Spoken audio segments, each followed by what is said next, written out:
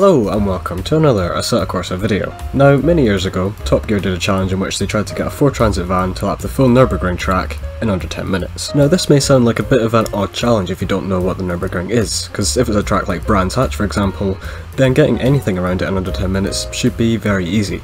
But the Nürburgring is 20 kilometers long. It's a track where the fastest supercars can go around it in just under 7 minutes. The origin of this challenge was a comment that Sabine Schmitz made to Jeremy Clarkson after he'd just done a lap in a diesel Jaguar S-Type in 9 minutes and 59 seconds. Sabine claimed that after seeing the time, she could do that lap time in a van. So the scene was set for the challenge. The first time she managed with Richard Hammond in the passenger seat was 10 minutes and 23 seconds, and then they did some impromptu weight shedding and managed to get that time down to a 10 minute and 8 seconds. You can probably see where this is going. As my channel is basically a BTEC Top Gear, I thought I would give this challenge a go.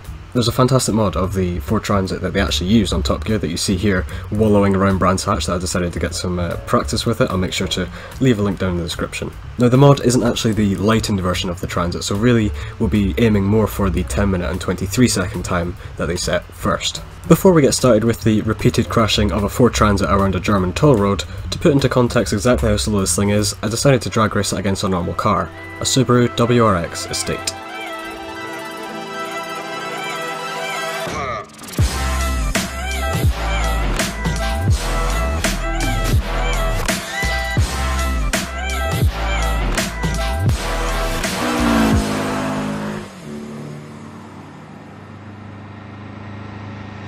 With that settled, onto the Nürburgring. Of course, first of all, I had to get my eye in with an Nordschleife in a slightly different Ford. I chose a 1970s Ford Escort. The testing was very sideways, and sometimes backwards. So with that extremely informative test over, I moved on to the Transit. Alright, here we go then. I can barely hear the engine, but I'm going to try not rev it too highly because I don't think there's much power as you go past about 4,000 RPM. So I'll try and keep it under that. It's a diesel. But the lap starts now, and we should see the time pop up on that stopwatch any second now. Yep, there it is, 10 seconds already. God, that's gone quickly. Try not brake around there. That's not really gone too well. Now I have got traction control turned off, because I think I can be a bit quicker with it off. Oh no, that's not gone well. First crash then. After that embarrassing first attempt, I decided to try and forget it and move on to the second attempt. Okay, let's try this again. Oh god, I got a burnout there. Didn't think this would have enough power to do that. So I guess that confirms this is rear wheel drive. So let's hope we don't get any drifting. 6th gear, hopefully, yeah, it should be able to, the diesel torque should be able to pull up the hill. Or not, because we are losing speed. God, it's already making me motion sick just watching this thing bounce over the curves. For what they have to stop, the brakes are pretty good, although we're not really going that fast, so I suppose that helps it. Just touching the curve there. There we go, that's how we do that. Actually carried a decent amount of speed through as well. Can't really attack these curves here. There you go. Into 6th, will we get air? I highly doubt it. We're losing speed, so probably not. Nope, not even a hint of it. Although this is flat ground here. Easy. Then we're going to have to get on the brakes before it reaches 100. Bit of a late brake there, but I think we should be able to get slowed down. Yep. Keep it in 4th. Ooh, it's a bit wide. I was expecting a bit more grip, I don't know why. It's a transit van. And then 4th. Oh, we're sliding wide a bit there. And then down again to 3rd. Okay, I think 4th gear for this. Hold the brake. There you go. A bit wide. Kind of missed the apex by about a mile, but we're fine. Look at it, this thing feels so weird to drive, but it's actually kind of fun to be honest. Just a bit of brakes, 5th gear. Now we come to the slowest corner on the track that's running wide.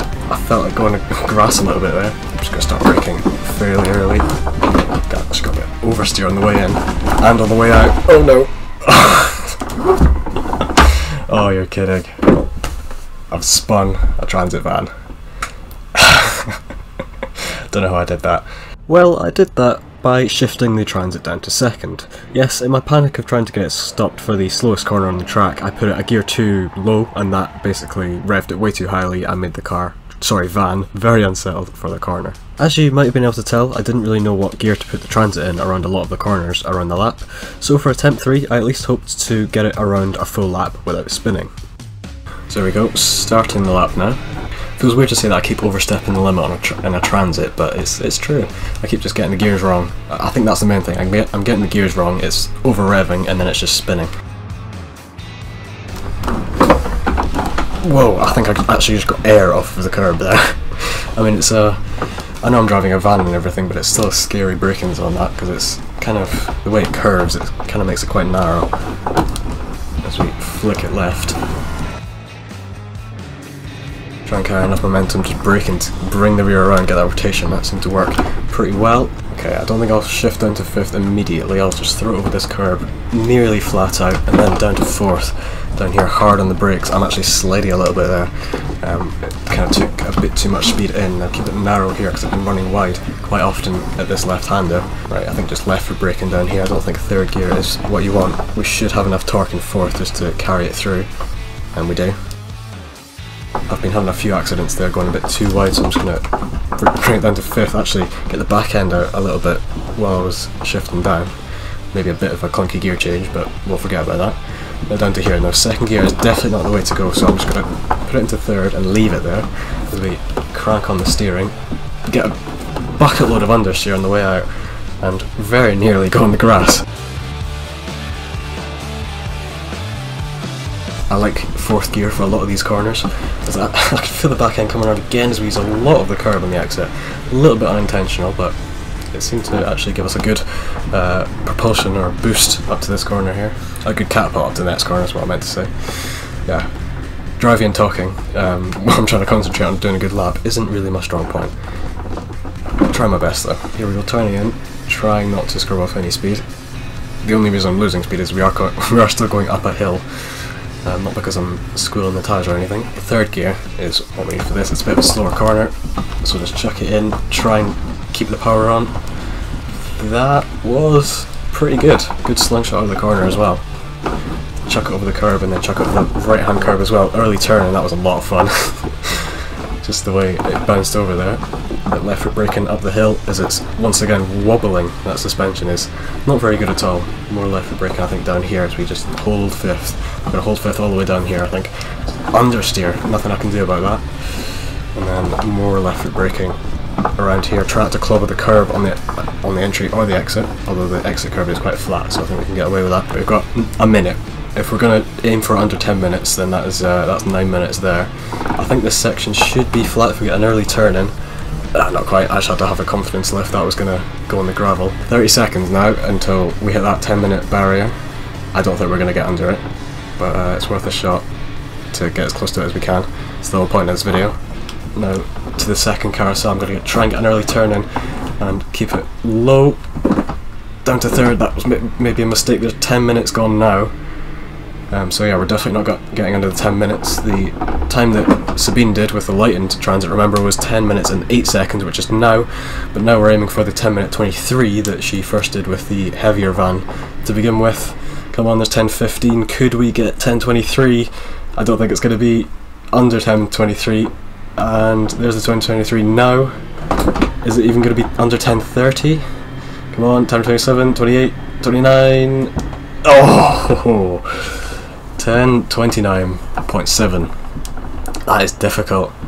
That's really difficult. I've done a few attempts now, a couple of full laps, and that is my best one. 10:29.7.